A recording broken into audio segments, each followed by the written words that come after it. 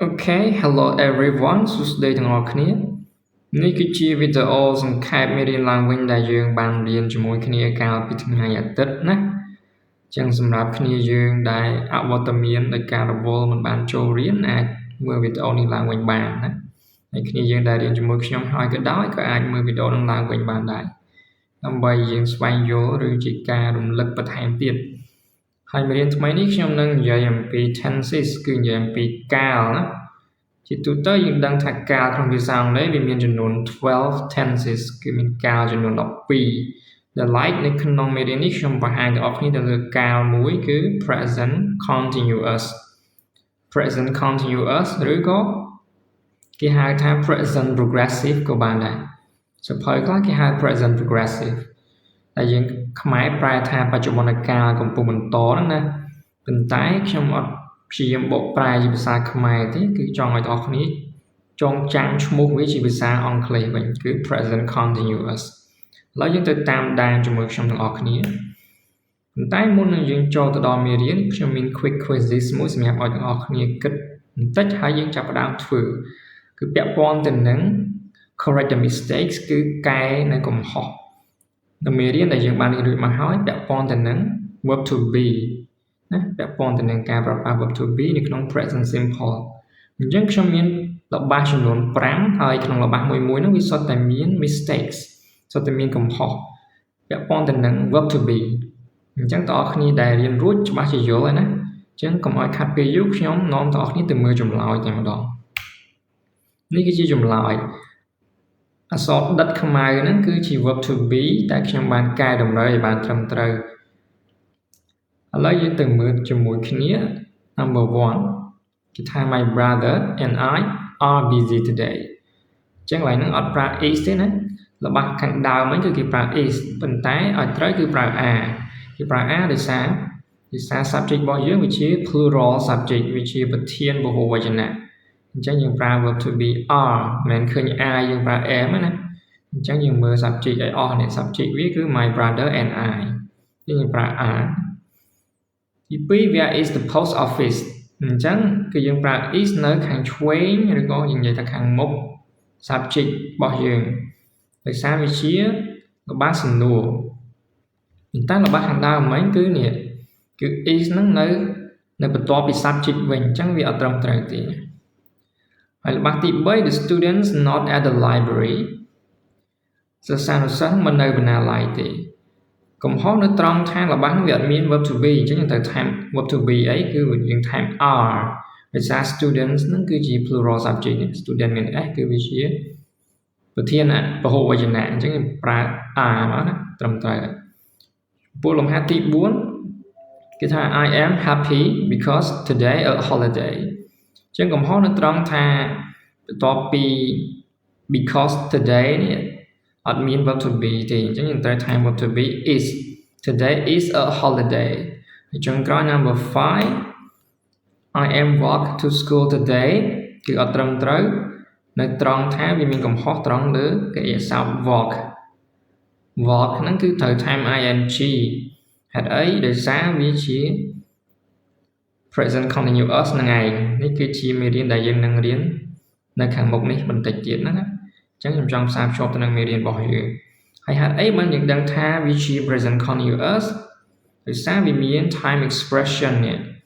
វាមានពាក្យសម្រាប់ប្រាប់កាលថាកាលហ្នឹងស្ថិតក្នុងកាលអីគឺ today គឺថ្ងៃនេះណាអញ្ចឹងមានពាក្យ today ហ្នឹងមួយយើងស្គាល់ថារបស់ហ្នឹងគឺស្ថិតនៅក្នុង present continuous វាមានទម្រង់ subject verb to be ហើយ verb ing អូខេអញ្ចឹងយើងទៅមុខសាច់រឿងមេរៀនលម្អិតរបស់យើងណាអានេះគឺជា content ជាខ្លឹមសារដែលយើងនឹងសិក្សានៅថ្ងៃនេះគឺពាក់ព័ន្ធទៅនឹង form ទម្រង់នៃកិរិយាសព្ទ verb ing នៅក្នុងកាល present continuous ហ្នឹងទាំងរបស់ស្របបដិសេធសំណួរហើយយើងសិក្សាទៅលើការប្រើប្រាស់នៃ present continuous ហ្នឹងគេប្រើដើម្បីអីប្រើនៅពេលណាហើយយើងមានលំហាត់អនុវត្តនិង homework ដែលឡាយចំពោះ practice និង homework ហ្នឹងគឺខ្ញុំអត់បង្ហាញក្នុងវីដេអូនេះទេដើម្បីកុំឲ្យវាមានរយៈពេលវែងណាហើយអ្នកនរគ្នាអាចទៅមើលនៅលើ slide ខ្ញុំផ្ញើចូលគ្រប់បានហើយ homework សូមធ្វើឲ្យបានរួចរាល់ហើយផ្ញើមកឲ្យខ្ញុំមុន deadline ផងណាអូខេ នេះគឺជាចំណុចមួយដែលបងប្អូនត្រូវដឹងដែរមុននឹងយើងរៀន present continuous គេថា here are 3 common present continuous questions they all mean how are you ខាងក្រោមគឺសុទ្ធតែជាសំណួរនៅក្នុង present continuous ដែលគេអាសាសួរ 3 common គឺពេញនិយមចំនួន3គឺសំណួរទាំងអស់ហ្នឹងវាមានអត្ថន័យថា how are you ទី1គឺ how's it going ទី2 how are you getting on ទី3 how are you doing អញ្ចឹងសំណួរទាំង3ហ្នឹងគឺវាសុទ្ធតែមានអត្ថន័យស្មើ how are you យើងអាចសួរជំនួស how are you បានហើយសំណួរហ្នឹងស្ថិតនៅក្នុងទម្រង់ការ present continuous ជាមួយឧទាហរណ៍គេមានតួអង្គពីរទី1គឺ hello how are you doing ហ្នឹងគេអ្នកសួរហើយអ្នកទៀតគាត់ឆ្លើយថា very well thanks and you okay ចឹងនេះជាចំណេះដឹងមួយដែរបងប្អូនគ្នាត្រូវដឹងណាចឹងម្ដងទៀត3សំណួរដែលយើងអាចសួរជំនួស how are you បានគឺ how's it going how are you getting on how are you doing នេះគឺជា form គឺជាទម្រង់នៃកិរិយាសព្ទទម្រង់នៃ present continuous ឥឡូវយើងមើលផ្នែក A section A គេឲ្យ study this example situation គេថា Sarah is in her car Sarah គឺនៅក្នុងឡានរបស់នាង she is on her way to work នាងគឺនៅតាមផ្លូវទៅធ្វើការ she is driving to work នាងកំពុងបើកបរទៅធ្វើការហើយគេបញ្យល់ថា she is driving នាងកំពុងតែបើកបរ This means វាមានន័យថា she is driving now at the time of speaking មានន័យថានាងកំពុងតែបើកបរនៅពេលឥឡូវហ្នឹងនៅខណៈដែលពេលកំពុងនិយាយហ្នឹង The action is not finished សកម្មភាពហ្នឹងគឺមិនទាន់បញ្ចប់នៅឡើយទេយើងមើល diagram បន្តិចទៅណាយើងអាចយល់បន្ថែមទៀតហើយជាមាន diagram អានេះគឺ update ហើយនឹង actual ហើយ update ផ្នែកខាងឆ្វេងនេះគឺតំណាងឲ្យ past គឺអតីតកាលចំណែកផ្នែកខាងស្ដាំគឺ future អនាគតហើយ actual ដែលនៅចន្លោះហ្នឹងគឺ present បច្ចុប្បន្នឥឡូវយើងមើលនៅផ្នែកខាងឆ្វេងនេះគេមានសញ្ញាគូខ្វែងមួយនៅលើ update ផ្នែកខាងឆ្វេងហើយគេសរសេរថា start គឺចាប់ផ្ដើមនៅក្នុងអតីតកាលហើយវា in progress មកដល់បច្ចុប្បន្នគឺ now នេះ now គឺឥឡូវហ្នឹងហើយវានឹងបន្តទៅ future ទៀតហើយគេដាក់សួរថា finish ចប់នៅពេលណាគឺយើងអត់ដឹងទេប៉ុន្តែវាកំពុងតែបន្តអញ្ចឹងបានន័យថាម៉េចបានន័យថាគេចង់សង្កត់ធ្ងន់ទៅលើបច្ចុប្បន្នដែលកំពុងកើតវាបានកើតរួចហើយវាកំពុងតែកើតហើយវាបន្តទៅមុខទៀតអត់ទាន់ចប់ទេណាអាហ្នឹងគឺលក្ខណៈបែបហ្នឹងឥឡូវយើងទៅមើល form នេះគឺជា form លម្អិតរបស់ present continuous ដែលមាន positive មាន negative មាន question ហើយខ្ញុំអត់និយាយច្រើនទេដោយសារអ្នកនរគ្នាបានរៀន verb to be ហើយអញ្ចឹងអ្នកនរគ្នាអត់ពិបាកយល់ទេយើងគ្រាន់តែប្រើកិរិយាសព្ទថែម ing បន្ទាប់ពី verb to be ទៅរួចជាការស្រេចហើយណាហើយទម្រង់ negative អីហ្នឹងគឺយើងថែម not បន្ទាប់ពី verb to be មកហើយយើងអាចសរសេរជា full form ជាទម្រង់ពេញក៏បានជា short form ក៏បានណាអូខេហើយ question គឺយើងលើកកិរិយាសព្ទ to be មកខាងមុខមកយើងប្រើដោយ capital letter គឺអក្សរធំហើយបញ្ចប់ដោយ question mark គឺសញ្ញាសួរចំណុចសំខាន់ដែលបងប្អូនត្រូវដឹងបន្ទាប់គឺ ing form ហ្នឹងគឺទម្រង់កិរិយាសព្ទ ing យើងដឹងថាកិរិយាសព្ទ ing គេប្រើក្នុង present continuous បន្ទាប់ពីកិរិយាសព្ទ to be ប៉ុន្តែការបន្ថែម ing ទៅលើកិរិយាសព្ទហ្នឹងមិនមែនចេះតែបន្ថែមទេគឺគេមានក្បួនគេមាន rule ដែលត្រូវបន្ថែមណាទី1យើងត្រូវដឹងថាជាទូទៅដើម្បីបន្ថែម ing គឺយើងគ្រាន់តែយក ing ហ្នឹងទៅដាក់លើកិរិយាសព្ទមួយជាការស្រេចគឺយើងថែម ing យកតែម្ដងជាទូទៅសម្រាប់កិរិយាសព្ទភាគច្រើនណា with most verbs we add ing ប៉ុន្តែករណីដែលកិរិយាសព្ទហ្នឹងវាបញ្ចប់ដោយអក្សរ e នៅខាងមុខវាជាព្យញ្ជនៈណាគេថា consonant plus e នេះមានព្យញ្ជនៈបញ្ចប់ដោយអក្សរ e អញ្ចឹងយើងត្រូវ delete e សិនយើងត្រូវលុប e សិនមុននឹងយើងថែម ing ដូចជា take taking hope hoping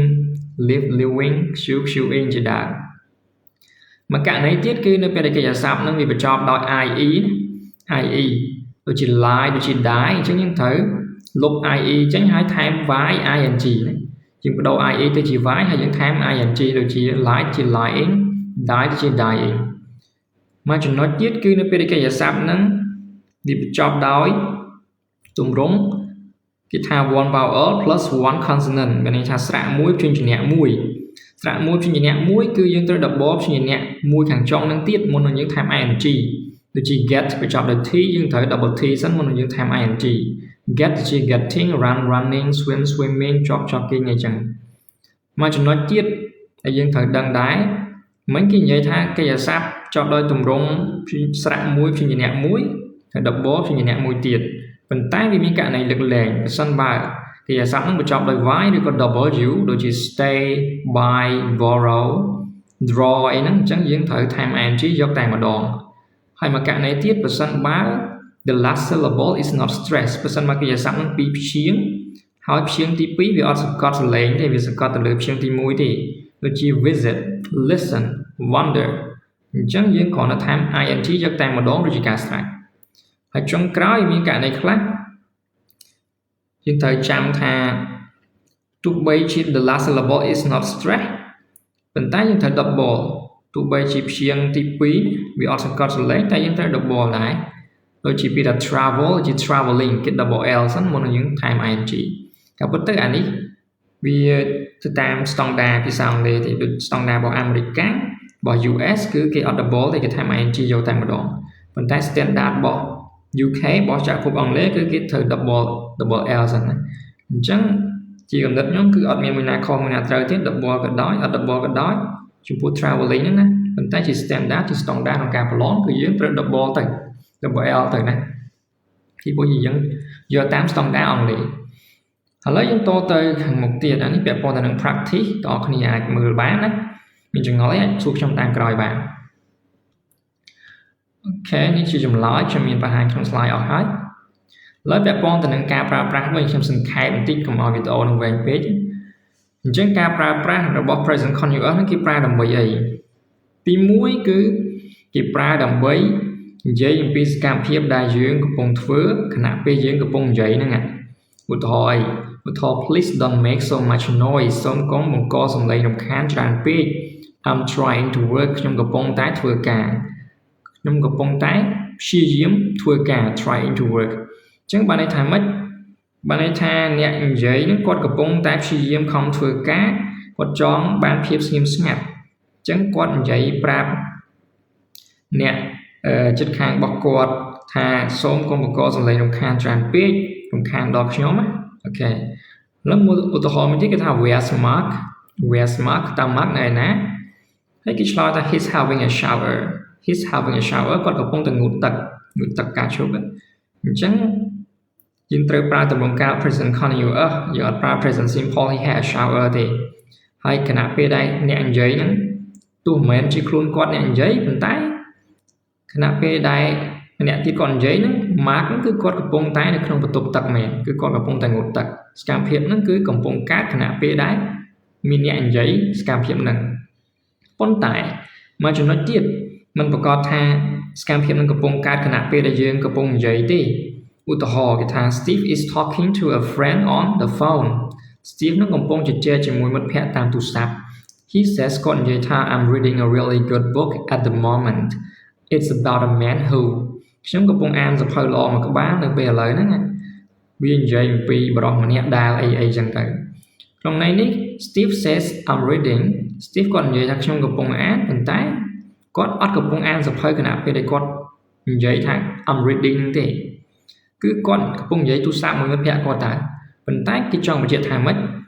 He means that he has started reading the book គាត់ចង់មានន័យថាគាត់បានចាប់ផ្ដើមអានសៀវភៅមួយក្បាលហ្នឹងហើយ but has not finished it yet ប៉ុន្តែអត់ទាន់បញ្ចប់នៅឡើយទេ He is in the middle of reading it គាត់កំពុងស្ថិតនៅក្នុងចំណុចកណ្ដាលនៃការអានសៀវភៅហ្នឹង middle កណ្ដាលមានន័យថាគាត់អានអត់ទាន់ចប់ទេគាត់កំពុងស្ថិតក្នុងដំណើរការស្ថិតក្នុងខណៈណាមួយនៃការអានហើយគាត់នឹងអានបន្តទៅមុខទៀតមានន័យថាមួយរយៈហ្នឹងយើងកំពុងអានសៀវភៅមួយក្បាលប៉ុន្តែយើងអានអត់ទាន់ចប់ទេណាអាហ្នឹងគឺ present continuous ហើយអូខេអញ្ចឹងខ្លីៗប៉ុណ្ណឹងនេះគេ some more example នេះគេបញ្ជាក់បន្ថែមទៀតគេបញ្ជាក់ទៅលើឧទាហរណ៍ថា Kate wants to work in Italy Kate ចង់ធ្វើការនៅក្នុងប្រទេសអ៊ីតាលី so she's learning Italian ដូច្នេះហើយនាងកំពុងតែរៀនភាសាអ៊ីតាលី but perhaps she isn't learning Italian at the time of speaking ប៉ុន្តែប្រហែលជាមិនមានន័យថានាងកំពុងតែរៀនអ៊ីតាលីខណៈពេលដែលនាងកំពុងនិយាយទេខណៈពេលដែលកំពុងនិយាយហ្នឹងទេនាងកំពុងរៀនប៉ុន្តែអាពេលនិយាយពាក្យថា she's learning Italian ហ្នឹងมันប្រកាសថានាងកំពុងរៀនទេនាងអាចធ្វើអីផ្សេងប៉ុន្តែនាងបានរៀនភាសាអ៊ីតាលីមួយរយៈមកហើយអញ្ចឹងនាងកំពុងតែរៀនបន្តទៀតអូខេឥឡូវទៅមុខទៀតអានេះគឺ practice ណាអត់អីទេបងប្អូនគ្នាមើលបានហើយប្រព័ន្ធមួយទៀតគឺការប្រើប្រាស់មួយចំណុចពីរចំណុចទៀតដែលយើងត្រូវដឹងដែរ section C នេះគេគ្រាន់តែឲ្យយើងដឹងថាពាក្យថា today this week this year ឬក៏ពាក្យផ្សេងទៀតពាក្យទាំងអស់ហ្នឹងសុទ្ធតែជាពាក្យប្រាប់កាលថាកាលគឺជាកាល present continuous ដូច quizzes នៅខាងដើមមេរៀនដែលខ្ញុំបង្ហាញមកហ្នឹងណានេះឧទាហរណ៍គឺ A និយាយថា you are working hard today អ្នកកំពុងតែប្រឹងធ្វើការនៅថ្ងៃហ្នឹងB និយាយថា yes I have a lot to do បាទខ្ញុំមានការងារច្រើនដែលត្រូវធ្វើអញ្ចឹងបើន័យថាម៉េចបើន័យថា today នឹងវាបញ្ជាក់ពីសកម្មភាពដែលកំពុងតែធ្វើការនៅថ្ងៃហ្នឹងមួយទៀតគេថា the company I work for isn't doing so well this year ក្រុមហ៊ុនដែលខ្ញុំធ្វើការឲ្យគឺដំណើរការមិនសូវល្អទេឆ្នាំនេះអូខេនេះជាសកម្មភាពដែលកំពុងកើតដោយមានពេលវេលាបញ្ជាក់មួយដែរដូចជា today this week this year ឯនឹងជាដើមហើយមកចំណុចទៀតនៅក្នុង section D គេចង់ប្រាប់យើងថាម៉េចចង់ប្រាប់ថា present continuous ហ្នឹងក៏យើងប្រើដើម្បីនិយាយអំពី change គឺការផ្លាស់ប្ដូរដែលទើបតែនឹងកើតឡើងហើយយើងប្រើជាមួយកិរិយាសព្ទខាងក្រោមនេះដូចជា getting becoming changing improving starting beginning increasing rising falling growing ជាដើមឧទាហរណ៍ is your English getting better តើភាសាអង់គ្លេសរបស់អ្នកហ្នឹងល្អប្រសើរជាងមុនអត់កំពុងតែរីកចម្រើនជាងមុនអត់ណាចឹងគេប្រើពាក្យ getting ដើម្បីបង្ហាញអំពីការផ្លាស់ប្ដូរការរីកចម្រើនមួយទៀត the population of the world is increasing very fast គេថាចំនួនប្រជាជនលើពិភពលោកហ្នឹងគឺកំពុងតែកើនឡើងយ៉ាងឆាប់រហ័ស At first I didn't like my job but I'm starting to enjoy it now ដំបូងឡើយខ្ញុំអត់ចូលចិត្តការងារខ្ញុំទេប៉ុន្តែខ្ញុំកំពុងតែចាប់ផ្ដើមពេញចិត្តនឹងវាឥឡូវហ្នឹងអូខេនេះវាបង្ហាញពីការផ្លាស់ប្ដូរឬក៏ការប្រែប្រួលដែលកំពុងតែដែលទើបតែនឹងកើតឡើងណាអូខេអញ្ចឹងការប្រើប្រាស់របស់ present continuous មានតែប៉ុណ្្នឹងវានៅមានផ្សេងទៀតប៉ុន្តែខ្ញុំបង្ហាញប៉ុណ្្នឹងសិនវាអាចនិយាយពីអនាគតបានទៀតប៉ុន្តែក្នុងមេរៀននេះខ្ញុំនិយាយតែនៅក្នុង present សិនទេណាអានេះគឺជា practice ហើយចំណុចដែលខ្ញុំចង់ឲ្យបងប្អូនដឹងចុងក្រោយដែរសំខាន់មួយដែរគឺ notes គឺកំណត់ចំណាំថាកិរិយាសព្ទទាំងអស់มันអាចប្រើនៅក្នុង present continuous បានទេកិរិយាសព្ទខ្លះយើងអាចថែម ing បានទេឧទាហរណ៍ដូចជា like ដូចជា know ជាដើមយើងអាចនិយាយថា I'm liking tennis ខ្ញុំកំពុងតែចូលចិត្ត tennis I'm knowing your sister ខ្ញុំកំពុងតែស្គាល់បងប្អូនស្រីរបស់អ្នកអត់ទេយើងអត់ប្រើកិរិយាសព្ទបែបហ្នឹងនៅក្នុង present continuous ទេយើងប្រើបានតែ present simple ទេណាប្រើបាននៅក្នុង simple ទេអញ្ចឹងយើងអាចនិយាយថា I like tennis ខ្ញុំចូលចិត្ត tennis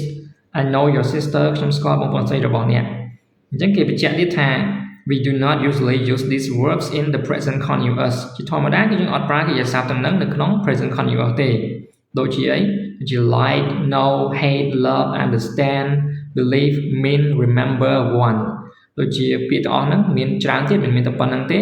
ហើយអាពួកហ្នឹងគឺជាកិរិយាសព្ទដែលมันអាចប្រើនៅក្នុង present continuous បានអញ្ចឹងគេហៅវាថាជា state verbs